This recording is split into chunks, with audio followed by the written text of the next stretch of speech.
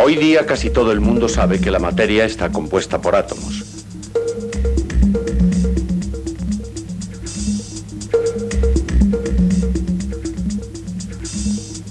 Átomos que, mediante cambios en sus estructuras o relaciones, invisibles al ojo humano, producen los diversos aspectos o fenómenos que nosotros apreciamos a simple vista.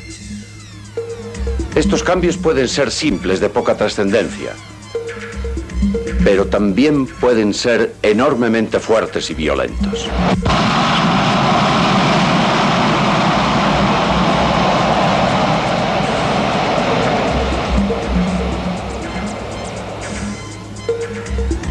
Hoy sabemos que la materia es una y tremendamente poderosa, que guarda incalculables reservas de energía y que nunca se destruye.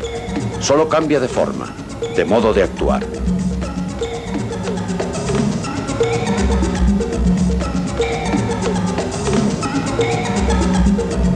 La química actual estudia las relaciones y transformaciones que experimentan los cuerpos. Crea nuevos compuestos operando sobre los constituyentes básicos y las estructuras de los átomos. Opera en estrecha colaboración con la física y otras disciplinas. Y en sus estudios sobre la realidad, en su más reducida dimensión, utiliza enormes cantidades de material de investigación.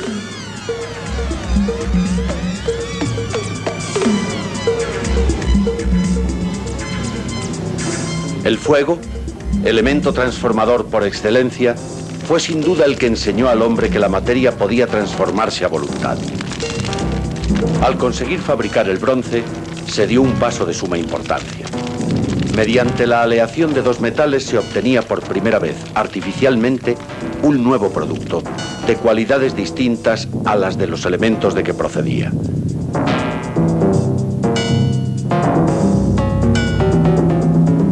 La metalurgia, como proceso creador, iba a estar desde entonces muy a menudo ligada a los principales avances de la especie humana.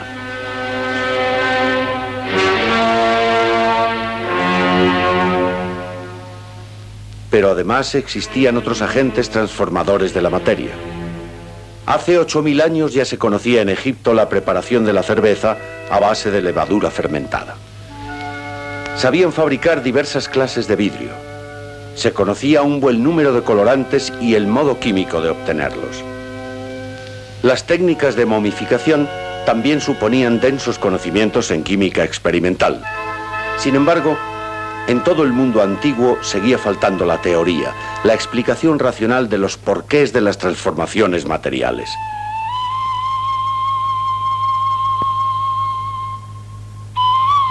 Y nadie como los antiguos griegos para formular toda clase de hipótesis especulativas.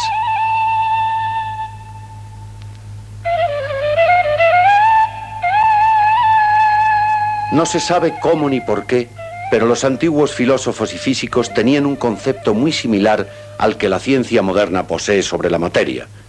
Existía la creencia en una única sustancia material básica, de la cual provenían todas las cosas mediante distintas transformaciones. Lógicamente, el objetivo fundamental de los pensadores no era otro sino dictaminar la identidad de esta sustancia universal y primera.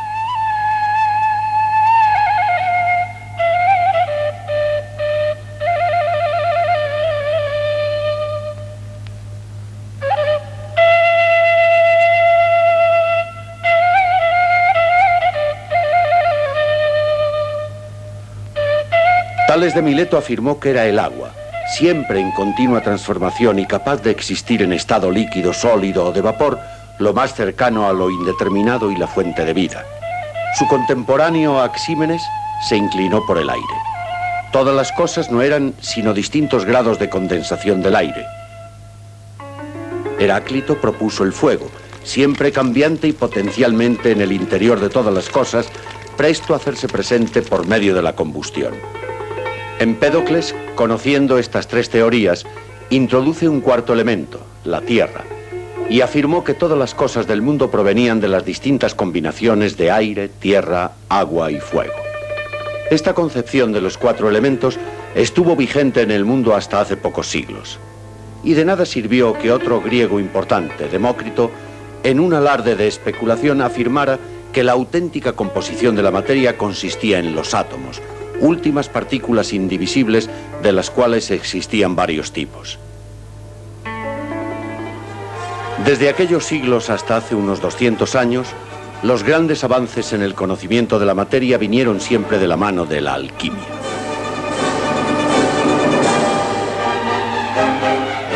La alquimia es un arte y una ciencia, o sea, es una ciencia en el sentido tradicional, un modo de conocer el cosmos en un doble aspecto indisoluble, material y espiritual. El universo visible, la materia, posee una fundamental unidad. Por lo tanto, se deduce que es posible la transformación de un elemento material en otro siempre que se den las adecuadas condiciones.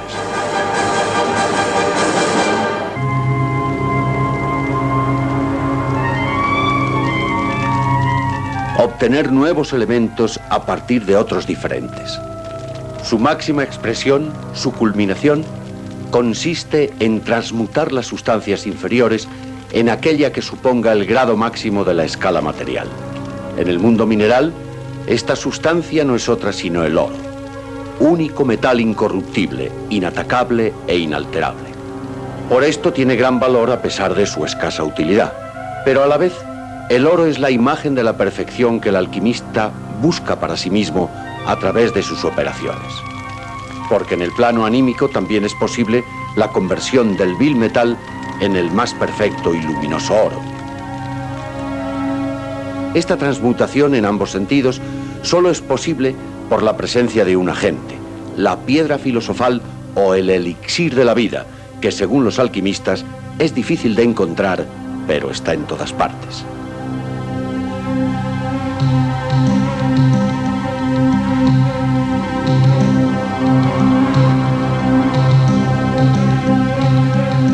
El mundo árabe sintonizó plenamente con esta ciencia mística, que conoció muy pronto en Siria y Alejandría, y que encajaba de lleno con las líneas maestras del pensamiento islámico.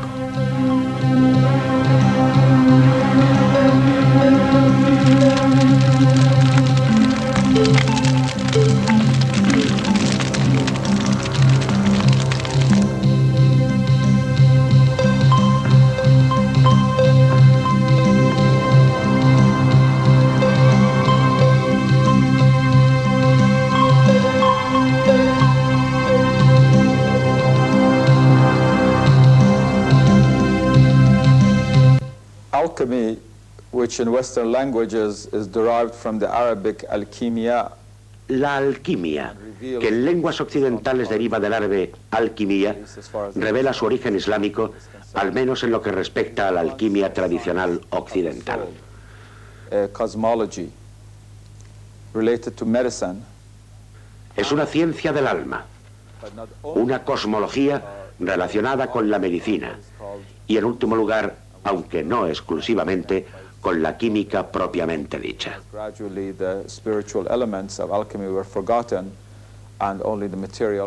Esta química deriva de aquella alquimia, pero los elementos espirituales fueron olvidados gradualmente y solo perduró su parte material. La alquimia islámica nació de fuentes alejandrinas y muy posiblemente de fuentes chinas. Se desarrolló muy pronto en la historia del Islam y está relacionada con el nombre de uno de los pilares del sufismo, a la vez sexto imán del chiismo, el imán Jafar al-Sadiq, cuyo discípulo, el famoso y casi mítico, aunque por supuesto fue una figura histórica, Jabir ibn Hayyan, está considerado como fundador de la alquimia islámica. Esta ciencia evolucionó en varias direcciones. Construyó toda una teoría de la estructura de la materia y de las relaciones entre la materia y sus diversas transformaciones. Desarrolló asimismo técnicas de laboratorio, profundizó sobre los colores y las sustancias, haciéndoles jugar un importante papel en el arte islámico. Pero sobre todo, la alquimia es una ciencia del alma que se incorporó al sufismo y a otros métodos espirituales del misticismo islámico. De este modo, encontró su lugar permanente en el universo espiritual del Islam, a la vez que contribuyó a la ciencia de la química como producto secundario.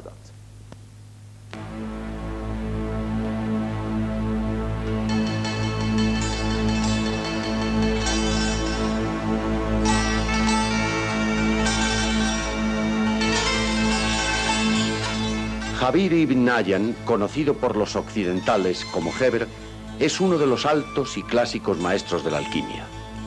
Nace en Kufa, pero vive en Bagdad en el siglo VIII. Su padre era farmacéutico, vendedor de drogas. Jabir se ocupa de las matemáticas y la filosofía natural, pero sobre todo se ocupó de la alquimia, de la que perviven hoy gran número de obras en sus traducciones occidentales medievales. Sus enseñanzas se expresan en forma simbólica, oscura a primera vista, como es normal en este arte. No se debe exponer este arte con palabras totalmente oscuras, pero tampoco con tanta claridad como para que todos puedan entenderlo. De ahí que lo explique de tal manera que los sabios puedan entenderlo, aunque a los espíritus medianos les parezca bastante oscuro. Por su parte, los necios y los locos no podrán entender absolutamente nada.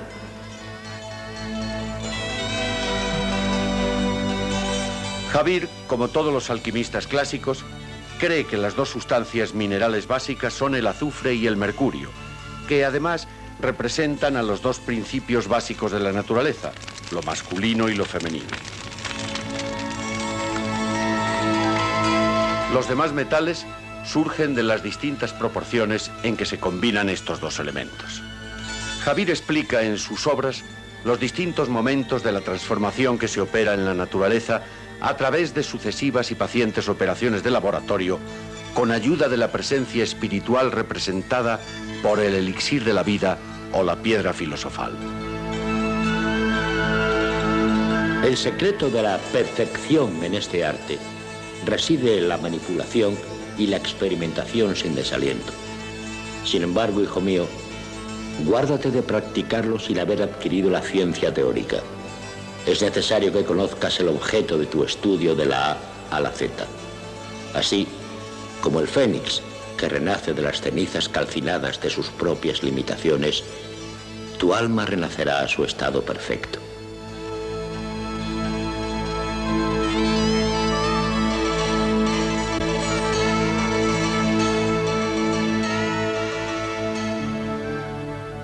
En el aspecto más concreto de su ciencia, Jabir ibn Hayyan nos dejó hallazgos tan importantes como el ácido sulfúrico, el agua regia, el ácido nítrico, el acético y el arsénico, describiendo además un buen número de operaciones, procesos y aparatos de laboratorio.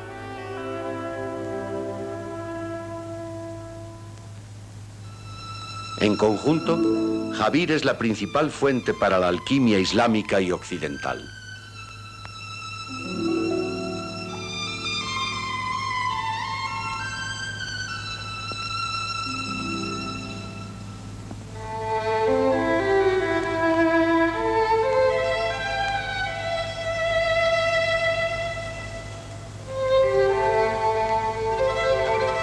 Sin embargo, el padre de la química como tal ciencia experimental y netamente racional es el célebre médico del siglo IX, Al-Razi. En su obra El secreto de los secretos sigue a Jabir, pero en ella no existen rastros de misticismos o alegorías, solo expone hechos experimentales. Describe y clasifica las sustancias y aparatos que utiliza, indica el modo de preparación de los elixires, fermentos o catalizadores de las transmutaciones deseadas. En sus 12 libros sobre alquimia, trata también sobre el uso de las sustancias químicas en medicina. Fue el primero en aislar el alcohol y usarlo con fines médicos. Son muy numerosos los alquimistas islámicos posteriores, y los hay de las dos tendencias, espiritualistas y experimentales. Ibn Basilla, Ibn Umayya e Ibn Muskuya, alquimistas tradicionales. Los españoles Al-Mahriti de Madrid y Al-Hayani. En Oriente, Al-Kati y Abul Qasim al-Iraqi. En el Magreb, Al-Buni, y entre los turcos, Ali-Bek al-Izniki.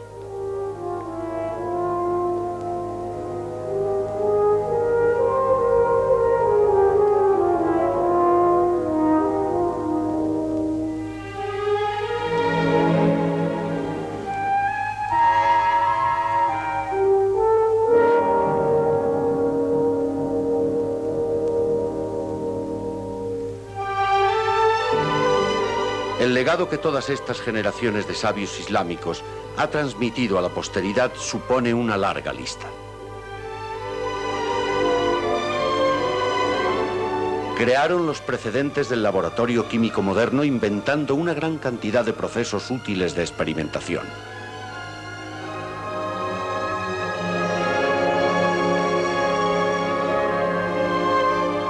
A ello se debe, entre otros productos, la fabricación del acero,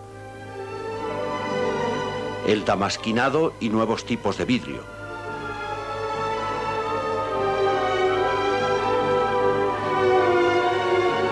diversos ácidos, alcoholes y sales, barnices impermeables y jabones, perfumes y esencias por destilación de distintas especies de flores,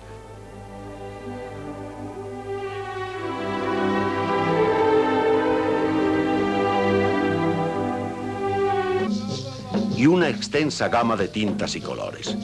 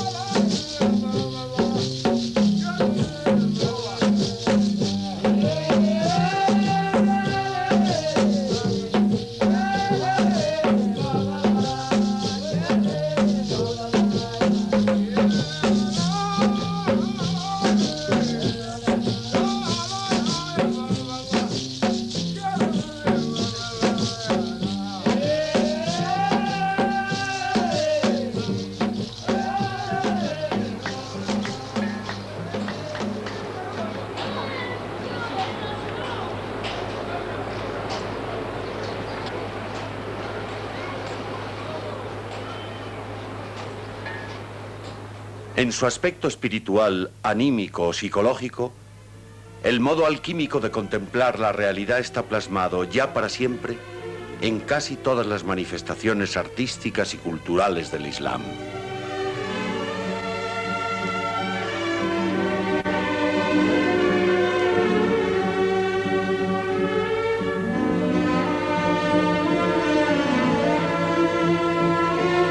En las artes plásticas y la caligrafía, donde la armonía de formas y colores persigue el efecto alquímico en el espíritu de quien las contempla.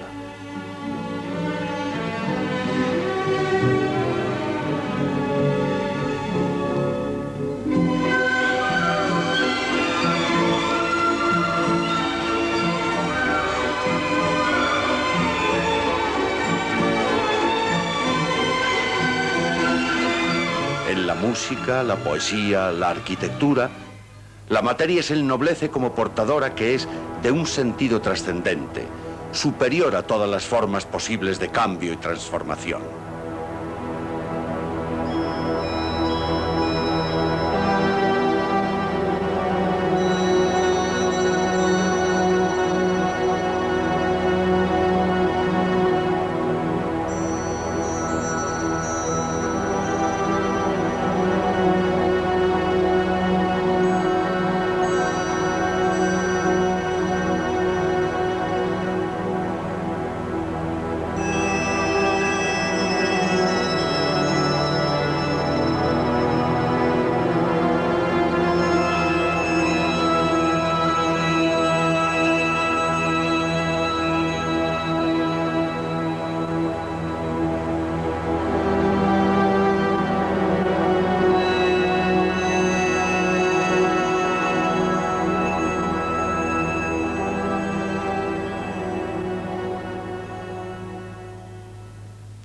De esta alquimia, mediante la cual la piedra se transmuta en luz a manos del constructor musulmán, solo podemos tener hoy una lejana sugestión ante el Mihrab de Córdoba.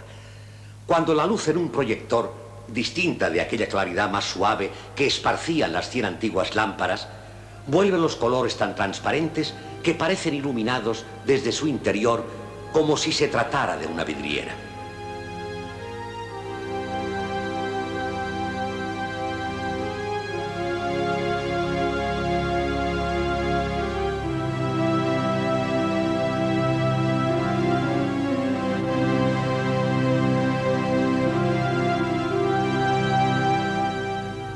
La última visión coronada de esta celebración de Dios en su belleza es aquella que descubrimos levantando la mirada hacia la cúpula del siglo X ante el Mihrab.